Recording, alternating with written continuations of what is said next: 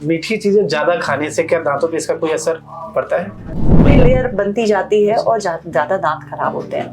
यही एडवाइस करते हैं कि दूध भी पिलाएं, तो माताएं इस बात का ध्यान रखें कि थोड़ा। इसके अलावा जैसे ही पहला दांत आने लगता है उस समय भी हम यही कहते हैं कि बच्चों के मुंह में जो दांत निकलते हैं, क्या एज है जिसमें दांत निकलना चाहिए और कितने दांत किस एज में हो जाने चाहिए? दातून से हम ये कहेंगे कि हाँ दातून करिए, लेकिन उससे क्या होता है कि जो आपके गम्स होते हैं, मसूड़े होते हैं। कौन कौन सी समस्याएं ऐसी हैं जो रेगुलर आती हैं और लोगों में बहुत ज्यादा देखी जाती है? कुछ लोग है ना गुटखा खाते हैं, पान मसाला खाते हैं, उनके मुंह से स्मेल नहीं आती, लेकिन जो एक यह मिथ है, जो भी हो सकता है, लेकिन जो नहीं खाते उनके मुंह से अक्सर स्मेल बहुत आती है। मतलब वो सफाई नहीं करती इस वजह से या नहीं खाते। नमस्कार दोस्तों, मैं हूँ राम बाबू मिश्रा और आप देख रहे हैं कार्यक्रम स्वास्थ्य दर्शन। जैसा कि आप सभी को विदित है कि हम स्वास्थ्य के बारे में ही चर्चा करते हैं कार्यक्रम स्वास्थ्य दर्शन में। इस कार्यक्रम में आज हमारे साथ उपस्थित हैं डॉक्टर सुचि त्रिपाठी मैम, जो कि किंग जॉर्ज मेडिकल यूनिवर्सिटी के डेंटल डिपार्टमेंट में प्रोस्थोडोंटिक्स विभाग में अपनी सेवा दे रही हैं। और आप एक डेंटिस्ट ही नहीं, एक स्माइल मेकर भी हैं, क्योंकि जो डेंटिस्ट होता है वो एक स्माइल मेकर होता है। कहते हैं कि किसी के दांत है ना कभी बाहर झांक रहे होते हैं, कभी किसी के अंदर होते हैं, आगे पीछे होते हैं, उसको ठीक करने का काम, लाइन पे लाने का काम, उनका पूरा देखभाल, उनका सुरक्षा, उनकी स्वास्थ्य की पूरी चिंता एक डेंटिस्ट ही करता है।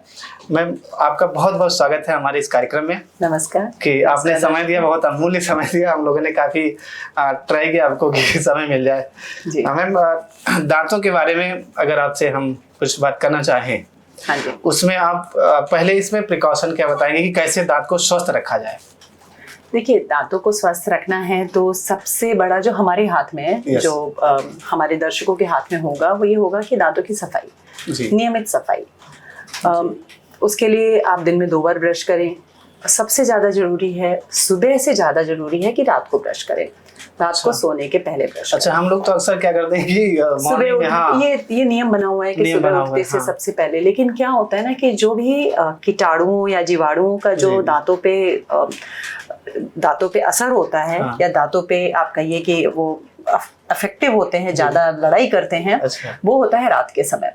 तो उसको बचाना है तो उसको आप कैसे बचाएंगे? हम जीवाणु कीटाणु को कैसे कंट्रोल कर सकते हैं? अगर आपने सफाई कर ली तो आपने एक लेयर हटा दी उसकी। अच्छा, ठीक है, तो आप समझ लीजिए कि 50 से 75% तो आपने वैसे ही समाप्त कर दिया। अच्छा। इसके बाद रात को सोते समय, क्योंकि सबसे ज्यादा काम उसी टाइम पे होता है। अच्छा, रात में तो दांतों में क्योंकि सफाई कर ली आपने, तो वो असर थोड़ा काफी हम कम कर सकते हैं उसको। अच्छा। और सुबह उठ के एक बार ब्रश कर लिया तो जो भी मतलब पहले का रात में जो भी काम हुआ रखा है, जीवाणुओं ने कर रखा है हमारे दांतों पे, उस असर को भी हम समाप्त कर देते हैं। तो इसलिए सुबह का और रात का, और ज्यादा जरूरी रात का। तो मैम, ये जीवाणु जो होते हैं वो मुंह में ही क्यों बनते हैं और कहीं नहीं बनते हैं? नहीं, ये तो ये तो गलत धारणाएं हैं, हम कह सकते हैं। जीवाणु देखिए सब जगह।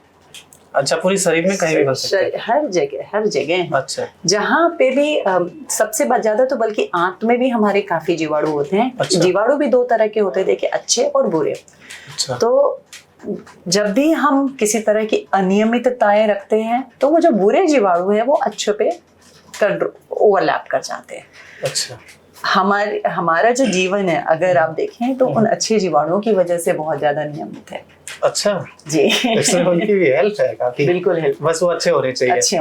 मैम, हम बच्चों से शुरुआत करते हैं, क्योंकि बच्चों में काफी देखा जाता है कि वो जब छोटे होते हैं, या हम भी रहे होंगे छोटे तो लाइक किए होंगे काफी, कि मीठी चीजें बहुत पसंद करते हैं। कहीं चॉकलेट मिल गई, बिस्किट मिल गई, उसको पकड़ते हैं, तीखी चीजें उसको दूर कर देते हैं। तो मीठी चीजें ज्यादा खाने से क्या दांतों पे इसका कोई असर पड़ता है? बिल्कुल पड़ता है। शुगर, तो ये बताया था शुगर, ग्लूकोज, देखिए ग्लूकोज जैसे हमें पसंद है, वैसे ही उन जीवाणुओं को भी पसंद है, कीटाणुओं को भी पसंद है। तो शुगर का कंट्रोल जितना ज्यादा हम कर सकते हैं, या अगर हम शुगर देते हैं तो उसकी सफाई कर लेते हैं, तो उसका बहुत अच्छा इम्पैक्ट पड़ता है बच्चों के दांतों के स्वास्थ्य पे। ठीक है, तो अगर हम शुगर जितना कम देंगे, आजकल जैसे बहुत कॉमन है चॉकलेट देना, गमीज बहुत कॉमन है। गमीज तो बहुत नुकसान करते हैं क्योंकि वो चिपक भी जाते हैं। चॉकलेट्स भी ऐसे होते हैं जो दांतों पे चिपक जाते हैं, एक लेयर तो उससे क्या होता है कि उस पे एक लेयर बनती जाती है और ज्यादा दांत खराब होते हैं। इन सब चीजों को अवॉइड करना चाहिए। और अगर आपने दिया भी है तो थोड़ा सा कोशिश करें कि बच्चों के दांतों की जो सतह है वो साफ रखी जाए। अच्छा मैम, बच्चों के दांत को अगर साफ करना है तो खुद से तो कर नहीं सकते। देखिए अब हम आपको बताएंगे कि छोटे बच्चे की बात हम करते हैं। अगर जैसे छोटा बच्चा होता है, बच्चा पैदा होता है, उस समय दांत इतने होते नहीं है, लेकिन तब भी हमें कहते हैं कि कॉटन से जब भी माताएं दूध पिलाएं, कॉटन से हाथ में गीले कॉटन से उनका जो भी गम्स हैं, मसूड़े हैं, उस पे एक बारी फेर दें ताकि कम असर हो। इसके अलावा जैसे ही पहला दांत आने लगता है उस समय भी हम यही कहते हैं, क्योंकि क्या होता है अगर ये जो भी दूध है, मतलब अक्सर ये आदत होती है कि दूध पिला के छोड़ दिया जाता है, तो जो दूध ही काम करता है उनके भोजन का, जीवाणुओं के भी भोजन का। और वैसे ही फिर उसको रैम्पेंट कैरीज बोलते हैं, जो बहुत ज़्यादा बच्चों में कॉमन होता है, आजकल देखा जाता है। अब उसके लिए जब आपने सफाई कर दी तो आपने उसको रोका कहीं ना कहीं। तो इसीलिए हम यही एडवाइस करते हैं कि दूध भी पिलाएं तो माताएं इस बात का ध्यान रखें कि थोड़ा एक लेयर वहाँ पे सफाई का जरूर एक कॉटन से उसको फेर दें ताकि थोड़ा कंट्रोल रहे। मैम ये बहुत मन में सवाल आता है कि बच्चों के मुंह में जो दांत निकलते हैं कभी कभी एक टाइम पे नहीं निकलते हैं, ज्यादा उम्र हो जाती है, कम हो जाती है किसी की, इसमें बड़ा कंफ्यूजन हो जाता है। क्या एज है जिसमें दांत निकलना चाहिए और कितने दांत किस एज में हो जाने चाहिए? ये जो आपने क्वेश्चन किया है बड़ा अलग टाइप का क्वेश्चन है और जरूरी इसलिए है क्योंकि हमें पता होना चाहिए कि क्या क्या दांत निकलते हैं। जब छोटे बच्चे होते हैं तो 6 महीने से दांत निकलने शुरू हो जाते हैं। पहले आगे के दांत निकलते हैं, उसके बाद धीरे धीरे पीछे के। तो 6 महीने से समझ लीजिए कि 2.5 साल 3 साल तक बच्चों के जो टेम्परेरी टीथ होते हैं, जो कि दांत फिर झड़ के दोबारा निकलते हैं ना, तो वो जो दांत 2.5 साल तक 2.5 से 3 साल तक निकलते हैं। अच्छा। अगर ये है कि आपका 1 साल तक दांत नहीं निकला है बच्चे का, छोटे बच्चे का, तो एक बार जरूर दिखा देना चाहिए कि क्या वजह है, डेंटिस्ट को जरूर दिखा देना चाहिए। इसके अलावा जब भी दांत पूरा निकले और आपको लगे कि कहीं कालापन है, बच्चे ने कोई शिकायत कर दी, जब सारे दांत निकल जाए 2.5-3 साल के बाद, 3 से 3.5 साल पे एक बार जरूर डेंटिस्ट को विजिट करना चाहिए ताकि ये पता चल जाए कि कोई दिक्कत तो नहीं है, ताकि कोई भी अगर परेशानी है भी, क्योंकि कभी कभी माता पिता ये नहीं बता सकते हैं कि हाँ दांतों में कैविटी लगी है, बच्चे को भी नहीं पता है। लेकिन अगर कैविटी है और वो धीरे धीरे खराब हुई है तो जब बच्चा तभी बताएगा, तभी एक्सप्लेन करेगा जब उसे दांत में दर्द होगा। तो इससे अच्छा है कि समय रहते 2.5 से 3 साल 4 साल पे एक बारी डेंटिस्ट का विजिट जरूर कर लें। जरूर है। मैम अगर हम बात करें कि अकल की दांत की बात करें, अभी आपने और एक क्वेश्चन, दूसरा क्वेश्चन मैं उसको पूरा कंप्लीट कर लेती हूँ। बच्चे का हुआ, उसके बाद होता है कि बीच का फेज आता है जहाँ पे कि नए दांत परमानेंट टीथ आते हैं और आपके टेम्परेरी टीथ झड़ते हैं। अच्छा। ठीक है। तो ये वाला फेज स्टार्ट होता है 6 साल से 6 से 7 साल। 6 से 7 साल में आपके क्या होते हैं, पीछे वाले दांत आते हैं। छोटे बच्चे में जो मोलर होते हैं, पीछे वाले जो खाने वाले दांत होते हैं, वो हमारे बड़े होने पे प्री मोलर, अच्छा, ठीक है, उन दांतों में तब्दील होते हैं। परमानेंटली प्री मोलर्स आते हैं। अच्छा। तो जो मोलर्स होते हैं, जो परमानेंट मोलर्स होते हैं, वो हमारे आते हैं 6 से 7 साल पे। अच्छा। और यही प्रक्रिया फिर 13 से 14 साल तक आपकी जो है कंप्लीट होती है सारे परमानेंट टीथ बनने में। अच्छा। ठीक है। इसके बाद एक विजडम टूथ होते हैं, बुद्धि के दांत होते हैं, जो कि 18 साल से बनना शुरू होते हैं। 18 साल से निकलना शुरू होते हैं, बन तो जाते हैं लेकिन निकलना 18 साल पे शुरू होता है। बहुत ज्यादा अक्सर ही जब वो बुद्धि वाले दांत निकलते हैं, क्योंकि सारे दांत आपके बन चुके हैं। ये जो बुद्धि वाले दांत होते हैं, इन दांतों को बुद्धि से क्यों जोड़ा गया? क्योंकि वो निकलते बुद्धि से दांत बस इसीलिए मुझे लगता है कि जोड़ा गया है क्योंकि ये दांत निकलते तब है जब एडल्टहुड शुरू हो जाता है, यानी कि अब हम मानते हैं कि हमारी बुद्धि आ गई है। अच्छा। बट कहीं से भी इसका ये कहीं से भी वो नहीं है कि अगर को लेके एज क्योंकि 18 साल पे निकल रहे हैं इसलिए बुद्धि दांत कह रहे हैं। लेकिन कहीं से भी ये नहीं होता है कि हाँ ये दांत निकले तो बुद्धि आ गई। कई बार मन में आते हैं। मुझे 2-4 साल पहले, अभी मेरी 26-26.5 की एज है, 3 या 4 साल पहले मुझे हुआ था, दर्द बहुत पीछे पेन हो रहा था। तो मैंने दिखाया था ये दांत परेशान तो सर को मैंने दिखाया था। सर ने कहा बुद्धि के दांत आ रहे हैं क्या, अब कितने लेट हो गए? तो इससे उसका ये 26-27 साल तक भी परेशान करते हैं, उसमें कोई दिक्कत नहीं। कुछ लोगों को और भी ज्यादा 30 तक भी परेशान करते हैं। जब जगह नहीं होती इन दांतों को और दांत निकलना शुरू करते हैं और इरप्टिव फोर्स होता है, तो उस टाइम पे ये दांत जो है वहाँ पे दर्द होता है। अच्छा। और कई बार यहाँ पे क्योंकि सफाई नहीं हो पाती, बहुत पीछे है दांत दांत गलत निकल रहा है उसकी वजह से अच्छा, भी मैम ये पेरियोडोंटाइटिस सफाई हो का क्या जाती है। तरीका है? अगर कोई अच्छे से साफ करना चाहता है या नहीं कर रहा है तो क्या तरीका है, कैसे साफ किए जिससे दांत हेल्दी रहे? दांतों को साफ करने का जो भी तरीका है, हमें अगर हम आपको कॉमन शब्दों में बताएं तो भाई हम झाड़ू लगाते हैं। झाड़ू लगाते समय हम क्या करते हैं, कोनों पे सफाई ज्यादा करते हैं, है ना, ताकि कोनों से गंदगी निकले। यही काम, यही चीज हमें सोचना है। हमारे दांत ऐसा तो है नहीं कि समतल बने हुए हैं, दांतों में कहीं पे अंदर गड्ढे हैं, ठीक है, कहीं पे उभार हैं। तो जो भी ब्रश आप एक तो ब्रश से दांत करना चाहिए, जो मंजन है, जो हाथों से दांत करने की प्रक्रिया चलती है, शुरू से चलती है, ये दातून से चलती है। तो दातून से हम ये कहेंगे कि हाँ दातून करिए, लेकिन उससे क्या होता है कि जो आपके गम्स होते हैं, मसूड़े होते हैं, उनकी मजबूती के लिए दातून कहीं ना कहीं नीम का दातून फायदा करता है। अच्छा, लेकिन ब्रशिंग, दांतों को साफ करना है तो उसके लिए तो ब्रश से अच्छा कोई भी सामान नहीं है जिससे कि आप दांतों को साफ करें। सेकेंडली, दांत जब साफ करें तो क्योंकि दांत जहाँ जहाँ पे भी दांत हैं वहाँ पे आपकी सफाई जरूरी है। जिस सारे दांतों के सरफेस पे आगे उनके ऑक्लूजल सरफेस पे जहाँ पे दांत कटिंग करते हैं, अच्छा, पीछे की तरफ यानी कि जीभ की तरफ के दांतों को तरफ या तालू के तरफ के दांतों को, उसमें भी ब्रश को आप तरह तरीके से घुमा के और वहां से सफाई करें। कोशिश करें कि ऊपर से लेके नीचे तक की स्ट्रोक्स दें ताकि जो गंदगी है वो निकले। जब आप दाएं से बाएं का स्ट्रोक देते हैं तो क्या होता है कि जो गंदगी है वो और अंदर चली जाती है। दांतों के बीच में काफी जगह होती है, उस जगह से निकालने के लिए आपको ऊपर से नीचे का स्ट्रोक देना है। ऐसे ही ऑक्लूजल सरफेस जहाँ पे भी कि दोनों दांत आपस में मिलते हैं, उन दांतों पे ब्रशिंग के लिए आपको गोल गोल दांतों को, ब्रश को गोल गोल दांतों पर घुमाना पड़ता है जिससे कि सफाई हो। मैम आप इतना अच्छा एक्सप्लेन कर रही हैं, मैं खुद मैं एक मरीज बन के आपसे सीख रहा हूँ ये चीज। मैं ये वीडियो तो बनी रही है पब्लिक के लिए, लेकिन मैं भी सीख रहा हूँ साथ में। आप इतना अच्छा बता रही हैं, क्योंकि आप इतना अच्छा बता रही हैं। मैम कई बार ये होता है कि लोग चाहते हैं कि मेरे दांत चमकते रहें, सफेद दिखने जरूरी है ना, तो कभी कभी दिखते भी नहीं है। बहुत कोशिश करते हैं, इसके चक्कर में बहुत ज्यादा ताकत से वो दांत साफ करना चाहते हैं।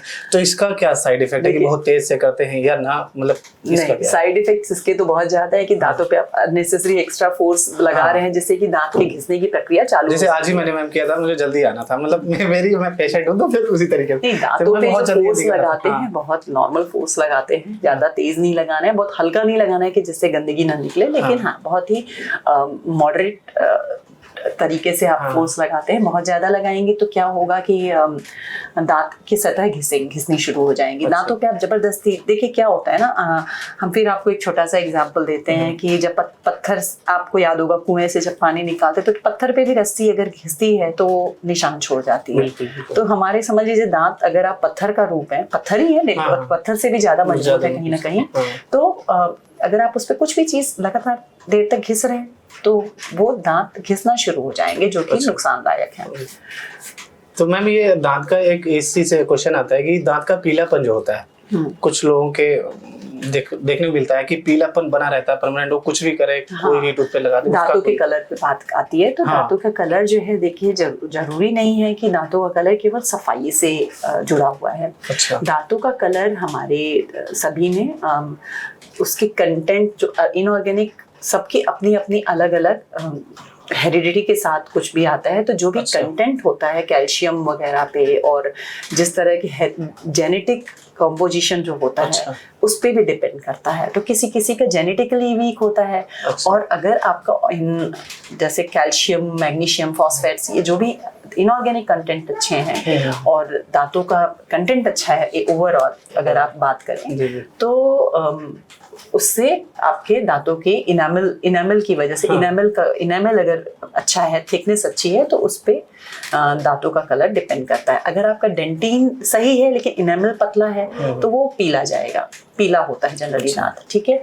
तो उसके लिए भी अलग अलग तरीके की। दूसरी चीज, एक फ्लोरोसिस होती है लोगों में प्रॉब्लम, एक रोग होता है, ये जब जनरली जेनेटिकली भी होता है। आप जो भी क्वेश्चन कर रहे हैं उसके बहुत सारे आंसर्स हैं, हमें भी नहीं सोचना पड़ा है कि हम कहाँ से उस आंसर को बताएं। तो फ्लोरोसिस होता है। फ्लोरोसिस में क्या है कि आपका जो है फ्लोराइड कंटेंट या तो ज़्यादा होता है या कम होता है, जिसकी वजह से आपके दांतों पे गड्ढे गड्ढे भी दिखते हैं, थोड़ा ब्राउनी भी होता है, ब्राउन कलर का भी दांत होता है। अच्छा। तो उस प्रक्रिया में क्या होता है कि फिर आप डेंटिस्ट के पास जाएंगे तो उसका भी तरह तरह से इलाज होता है। अच्छा। या तो उसका हल्का सा इनेमल को ही हल्का सा रगड़ के भी ठीक किया जा सकता है, या फिर उसमें हम क्राउन भी लगाते हैं, विनियर्स लगाते हैं, जिसमें कि दांतों का कलर सफ़ेद किया जा सकता है। अच्छा। तो एक तो ये हुआ, और दूसरा अगर डेंटिन ज़्यादा है, इनेमल कम है, थोड़ा सा आपका इनऑर्गेनिक कंटेंट ही थोड़ा सा कमी है, तो उसमें हमें लगता है कि थोड़ा सा सावधानी रखना जरूरी है और बहुत ज़्यादा डेंटल प्रक्रिया पे ना जाए आप। अच्छा मैम, एक सवाल और मेरे मन में आ रहा है जो लोगों ने कमेंट में पूछा भी है कि मैम से पूछना ही है कि कुछ लोग हैं ना गुटखा खाते हैं, पान मसाला खाते हैं, उनके मुंह से स्मेल नहीं आती, लेकिन जो एक यह मिथ है, जो भी हो सकता है, लेकिन जो नहीं खाते उनके मुंह से अक्सर स्मेल बहुत आती है। मतलब वो सफाई नहीं करती इस वजह से या नहीं खाते इस वजह से? नहीं, ये तो बहुत ही बड़ी गलत धारणा है। हाँ, वही मैं मिथ कह रहा देखिए हूँ। क्या होता है, ये मिथ है, बिल्कुल मिथ है। लोग क्या करते हैं कि सफाई नहीं करते हैं और गुटखा खा के उसको सोचते हैं कि हमने उसको पॉजिटिव उस बदबू को हटा दिया है, हटा दिया। हाँ, पॉजिटिव। बेसिकली क्या है, गुटखे में या पान में एक अलग तरह की महक भी होती है, और अगर आप देखें तो वो हम उस गंदगी को और इकट्ठा करते जा रहे हैं दांतों में। उस तरह की महक तो, क्योंकि दांत जो पान की या फिर पान मसाले की इस तरह की उनकी एक उसमें जो बनाया जाता है उस टाइम पे एक महक होती है, जिसकी वजह से वो महक आपके दांतों में हो रही है।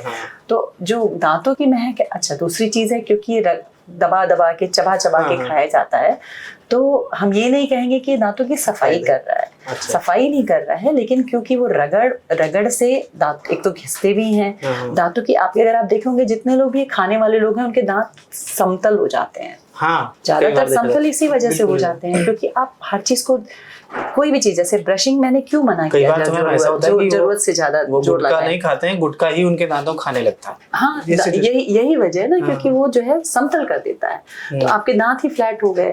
अब वहां पे अगर पेरियो प्रॉब्लम आपको है भी, कोई पायरिया की दिक्कत है भी, तो आप इतना खाते हैं कि वो उसकी वजह से महक कहाँ ही आएगी ना।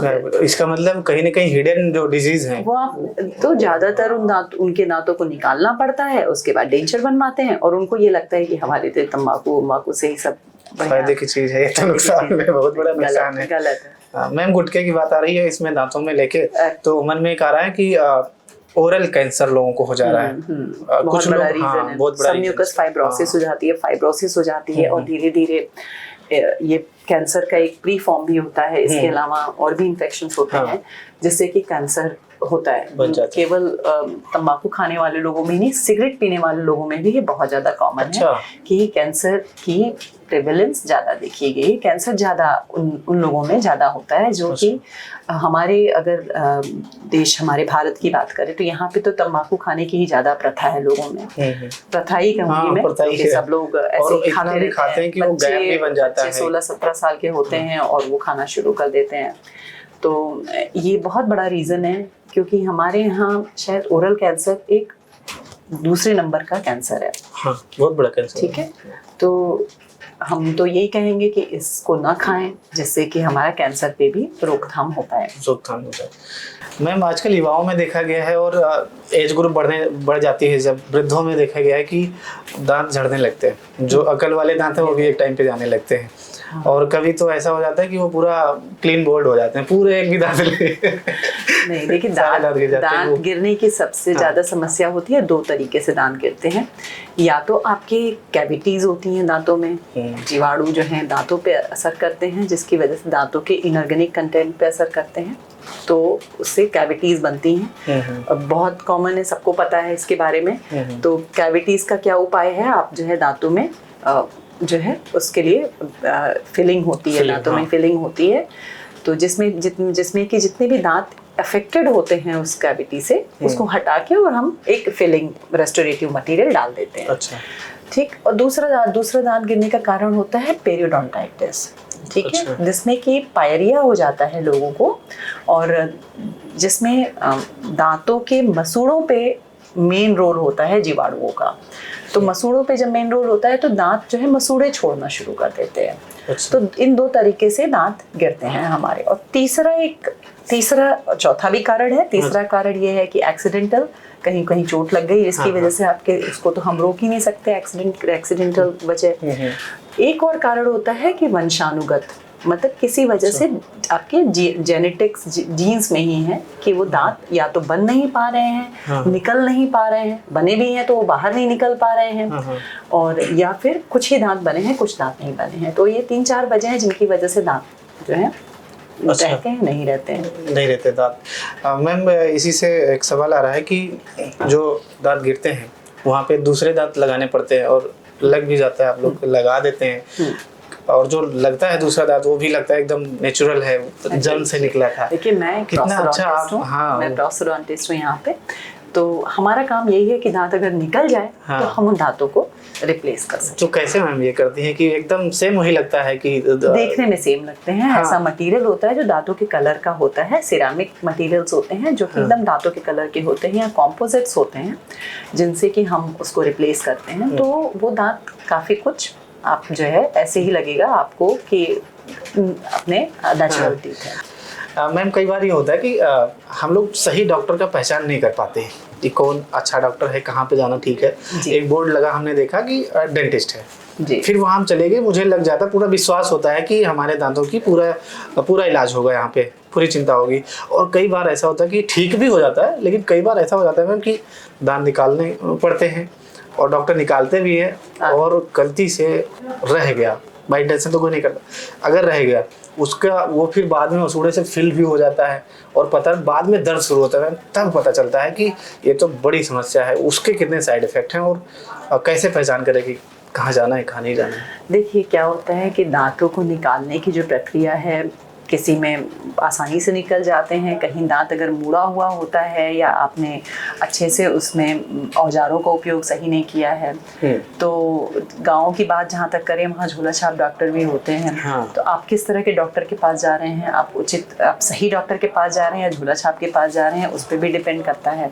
दूसरी चीज़, अगर उचित औजार नहीं लगाए जाए तो कभी कभी दांत टूट जाते हैं, और डॉक्टर तो भेज देता है, लेकिन पेशेंट को बाद में ये प्रॉब्लम जो आप बता रहे हैं। तो हम यही आपको सलाह देंगे कि आप जो है शहर में जाएं, उचित तरह के डॉक्टर को दिखाएं, और वहाँ पे उन दांतों को निकलवा के उसके आगे की प्रक्रिया कंप्लीट कराएं। मैम लाश जल जाती है, पूरी आदमी की बॉडी जल जाती है, खत्म हो जाता है आदमी, लेकिन दांत नहीं जलते हैं। दांत एकदम देखते हैं कि गांव में तो पूरा हम लोग ने, मैंने तो किया भी है मैंने एक बार कि देखा है कि लास्ट में क्या राखी बुझाना बोलते हैं, उसमें जाएंगे तो सारी राख को अलग कर देंगे, उसमें बोन्स को निकालते हैं, और दांत जैसे बने होते हैं बॉडी में सेम उसी पोजीशन में वहाँ पे मिलते हैं।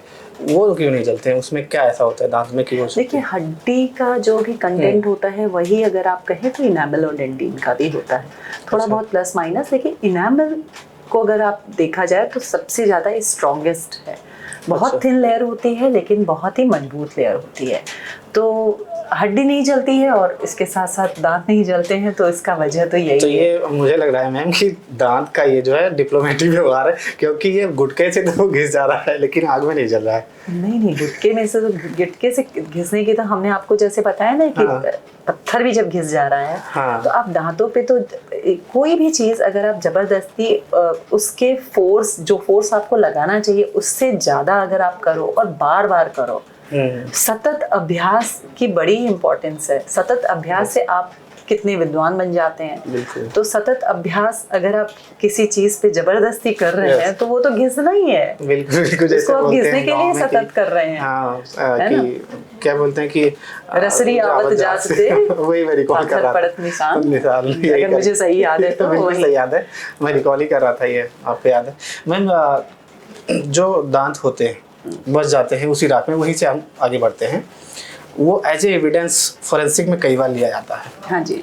तो वो किस उसमें इस्तेमाल में ले सकते हैं, क्या क्या उससे निकाला जा सकता है, क्या क्या देख लेते हैं डॉक्टर? दांतों का बहुत बड़ा रोल है फोरेंसिक डेंटिस्ट्री में अगर बात करें कि मनुष्य की आइडेंटिफिकेशन में, ठीक है, हम उससे पता करा सकते हैं कि ये दांत किसका है, ठीक है। उसमें भी DNA एनालिसिस और जो भी चीज़ें हैं, ये सारी कुछ भी कंटेंट भी अंदर, जैसे अगर दांत नहीं है अंदर के कुछ भी आपको जीवित तत्व मिल जाए तो उसकी वजह से भी आप जो है पता कर सकते हैं कि किस मनुष्य का है ये। अच्छा। और दूसरी चीज़ इसके अलावा दांत एक तो आइडेंटिफिकेशन में मेन रोल आपका है ही। हड्डियों का भी आप जैसे अगर आप देखेंगे तो उसी प्रक्रिया में है, हम यूज़ करते हैं फोरेंसिक में। मैम दांत कितने होते हैं, बच्चों में कितने दांत होने चाहिए और युवाओं में कितने दांत? और कुछ होता है ना 32 दांत होने चाहिए, 32 दांत, किसी में 28 होते हैं, किसी में 30 होते हैं। ऊपर वाले में ज्यादा होते हैं, नीचे वाले में कम होते हैं? देखिए अगर हम हाँ। दांत के नंबर्स की बात करें हाँ। तो जब बच्चा पैदा होता है तो उसके मुंह में दांतों की बनने की क्योंकि प्रक्रिया चालू हो रहती है जी। तो हमारे टोटल 32 परमानेंट और 20 दांत टेम्परेरी। 32 + 20 52। ये दांत तो आप समझ लीजिए जबड़े में कहीं ना कहीं रहते हैं, बनने की प्रक्रिया में रहते हैं। अच्छा। ठीक है, तो पूरे 52 दांत, 20 दांत हम बच्चों में निकालते हैं जिसमें कि वो दांत निकल जाते हैं और उनकी जगह पे परमानेंट टीथ आते हैं जो कि जीवन भर रहते हैं। उन परमानेंट टीथ में भी हमारे 28 दांत ही होते हैं जो कि मेन दांतों के जो कहते हैं ना 32 ही कहते हैं, लेकिन 32 में वो 4 दांत क्योंकि विजडम टीथ होते हैं तो वो किसी में आते हैं, किसी में नहीं आते हैं, किसी में आते हैं तो इतना परेशान करते हैं कि उनको निकालना पड़ता है। अच्छा। मगर अगर हमें लगता है कि सही तरीके से दांतों का नंबर बताएं तो 28 दांत ही जो है होते हैं वो मेन रोल अदा। अच्छा, मतलब घबराने का कोई विषय नहीं है कि 28 है तो चलता है। बहुत लोगों में 4 दांत नहीं होते हैं, विजडम टीथ होते ही नहीं है, वो भी होता है। मैम कई बार ये होता है कि दांत में पेन बहुत ज़्यादा होता है और उसके बाद डॉक्टर के पास जाते हैं तो पता चलता है कि इसमें बहुत सारी चीज़ें हैं। मैम आपसे ये पूछना है कि कौन कौन सी समस्याएं ऐसी हैं जो रेगुलर आती हैं और लोगों में बहुत ज़्यादा देखी जाती हैं? वो उस दांतों के दर्द की बात करते हैं तो दांतों में दर्द अगर हमें ठंडा गर्म लगता है दोनों चीज उस पर देखना चाहिए। पानी लगना, जिसको पानी लगना बहुत सारी तरह से दांतों में दर्द होता है। पानी लगना जो जनरली हमने देखा है कि दांतों में जब एट्रिशन होता है, दांत जब घिस जाते हैं तो उसकी वजह से दांतों में पानी लगने की समस्या होती है, या फिर दांतों में कैविटी होती है जिससे कि दांतों में ठंडा या गर्म लगता है। तो अगर इस तरह की परेशानी होती है तो हमेशा डेंटिस्ट को कंसल्ट करना चाहिए। दांतों में जिस तरह की भी कैविटीज़ बनी हुई हैं, जर्म्स हैं, उसके हिसाब से प्रॉपर इलाज होएगा। दांतों में या तो हम रिस्टोर करेंगे या फिर रूट कैनाल ट्रीटमेंट होता है जिसमें कि अगर दांतों में इतना ज़्यादा कैविटी अंदर जा चुकी है कि पल्प भी अफेक्ट हो रहा है। अच्छा। सब पल्प होता है जो सबसे अंदर की लेयर होती है जहाँ पे ब्लड वेसल्स होती हैं, नर्व्स होते हैं जो कि दांतों को सप्लाई करते हैं प्रॉपर न्यूट्रिशन वगैरह।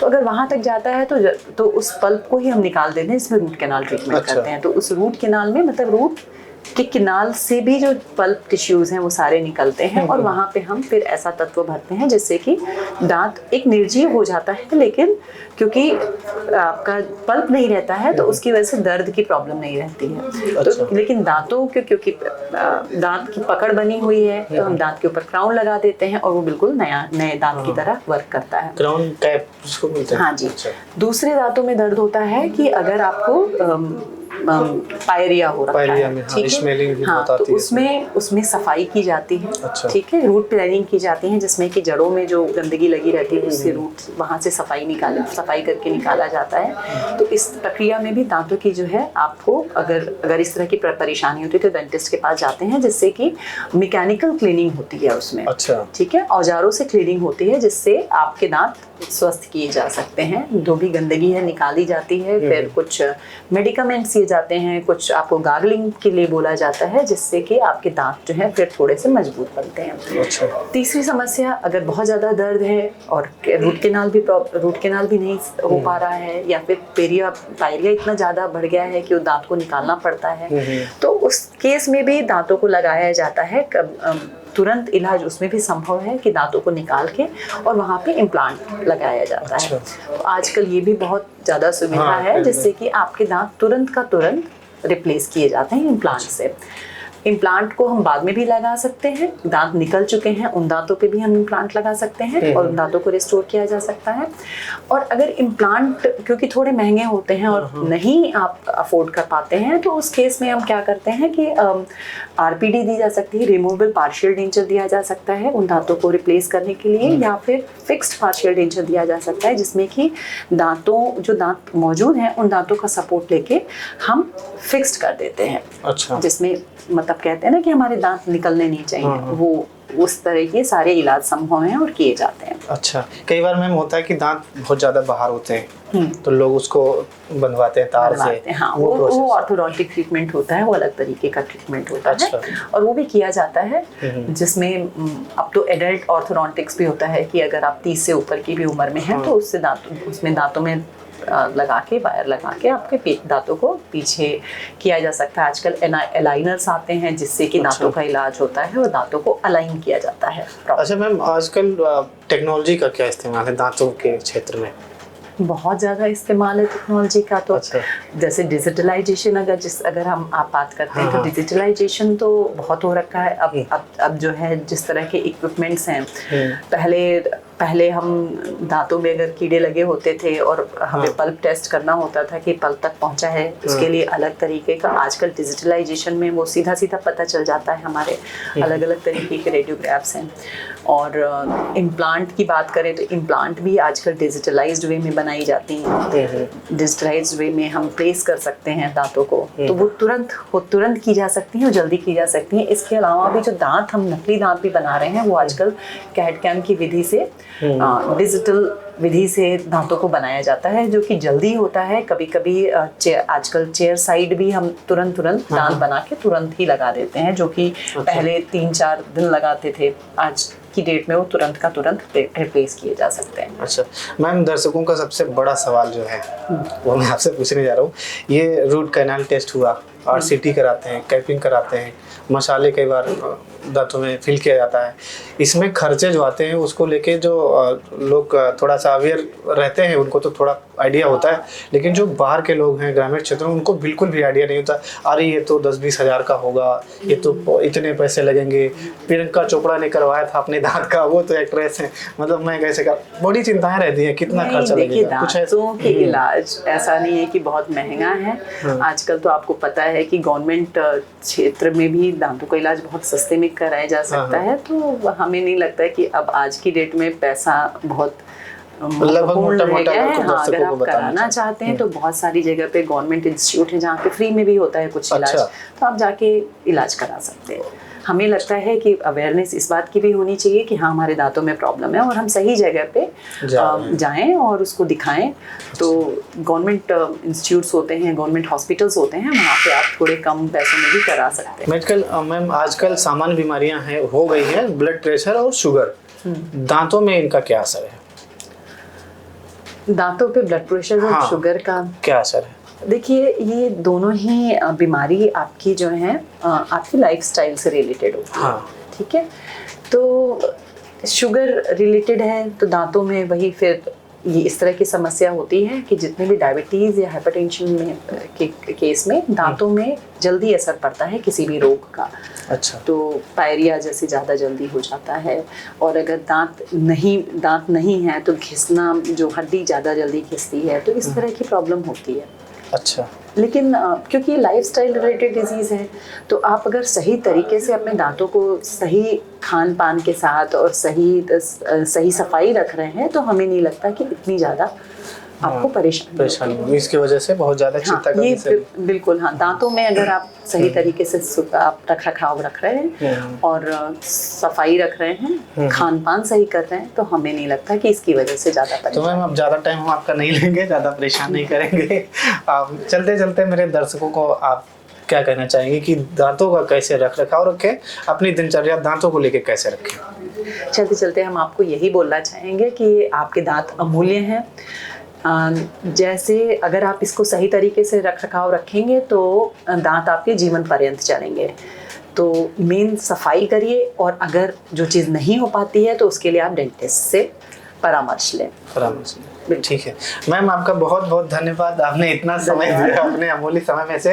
हमारे बीच में थी आज डॉक्टर सुचि त्रिपाठी मैम, जो कि किंग जॉर्ज मेडिकल यूनिवर्सिटी में के डिपार्टमेंट ऑफ डेंटल डिपार्टमेंट में अपनी सेवा दे रही हैं, जिसमें एक विभाग आता है प्रोस्थोडोंटिक्स। डेंटल में भी मैम कई विभाग है ना? हाँ जी, हाँ जी। थोड़ा सा विभागों के बारे में बताएं, किसमें क्या होता है? देखिए, अगर आप डेंटल के विभागों की बात करेंगे तो यहाँ पे 9 विभाग हैं। एक है, अच्छा, डेंटल में 9 विभाग हैं मैम? हाँ जी। मैं पहली बार बार सुना मैम।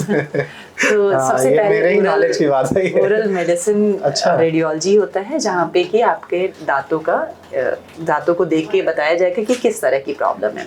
अच्छा। इसके बाद अगर आप बात करें तो हमारा पेरियो डिपार्टमेंट है, पेरियोडोंटोलॉजी, जहाँ पे दांतों के मसूड़ों से रिलेटेड कार्य होता है। अच्छा। ऑर्थोडोंटिक्स, जैसा आपने बताया था कि दांत में टेढ़े मेढ़े हैं तो दांतों में वायर लगाने की जरूरत है, वहाँ पे ऑर्थोडोंटिक्स का रोल होता है। ओरल मैक्सिलोफेशियल सर्जरी, जहाँ पे कैंसर के इलाज होते हैं, अच्छा, दांतों को निकलवाया जाता है, या इस तरह की कोई भी सर्जिकल चीजें वहाँ पे हैंडल की जाती हैं। प्रोस्थोडोंटिक्स विभाग ऐसा है जहाँ जब आपके दांत निकल जाते हैं, और ना केवल दांत का, इसके अलावा कोई भी हम लोग के यहाँ प्रोस्थेसिस बनता है, फिंगर प्रोस्थेसिस भी बनती है, बहुत तरह की प्रोस्थेसिस बनती है, ईयर प्रोस्थेसिस बनती है, आई प्रोस्थेसिस भी बनाई जाती है। तो इस तरह की प्रोस्थेसिस भी हम बनाते हैं। तो जो भी चीज़ें नहीं है, जो भी भाग नहीं है, उसको हम रिप्लेस करने का काम करते हैं प्रोस्थोडोंटिक्स विभाग। अच्छा। फिर आता है आपका जो है पब्लिक डेंटिस्ट्री, जो कि गांव-गांव में जाके थोड़ा अवेयरनेस भी करता है, और इस तरह के अवेयरनेस प्रोग्राम होता है। अच्छा। पीडोडोंटिक्स होता है जो कि बच्चों के दांतों के लिए इलाज करते हैं, और ओरल पैथोलॉजी, जहाँ पे जितनी भी पैथोलॉजिकल चीज़ें होती हैं उससे रिलेटेड टेस्ट किए जाते हैं। अच्छा मैम, ये तो अमूल्य ज्ञान है मेरे लिए भी, जो कि मैं भी इतना अवेयर नहीं था डेंटल के बारे में। मैंने थोड़ा स्टडी किया था, लेकिन इतनी गहराई में नहीं किया था। इतनी अच्छी जानकारी और इतने नॉलेजेबल चीज़ें आपने बताया मैम, इसके लिए बहुत बहुत धन्यवाद। धन्यवाद आपका भी।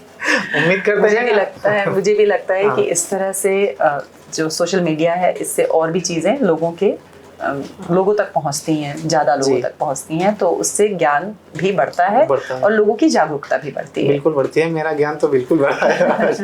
मैं कुछ इसमें एक्स्ट्रा जुड़ गया मेरे नॉलेज में जी। मैम बहुत बहुत धन्यवाद, आपने अपना अमूल्य समय दिया, इसके लिए थैंक यू सो मच। यहीं पे कार्यक्रम को क्लोज करते हैं टॉपिक। हम मिलते हैं अपने अगले वीडियो में एक दूसरे विभाग के डॉक्टर के साथ। तब तक के लिए जय हिंद, नमस्कार, धन्यवाद। कार्यक्रम को देखना ना भूलें, हर बुधवार शाम को 5 बजे।